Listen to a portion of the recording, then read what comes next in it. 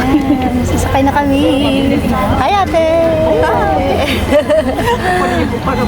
Ayun na, oh. Sa wakas, dumating ang aeroplano. Papasok na kami.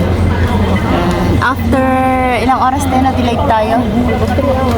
Almost 3 hours.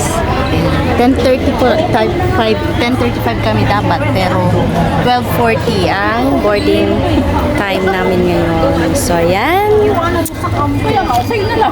Actually, ito yung pangalawang beses ko na na-delayed na nga nitong kahabang oras. Noong July na umuwi ako, ayan. Delayed din ako ng 4 hours. Yan. Kaya hindi na to bago sa akin. Yan. So, kami. Yan. Papasok na. Kung niya naalis nang wala tayo eh. Ayaw mo. Paging din tayo. Ayan. Patagal natin yung tayo. Tayo na tayo. Patagal natin yung tayo. Papaging ka pa. Okay, ready na. Patagal natin yung tayo.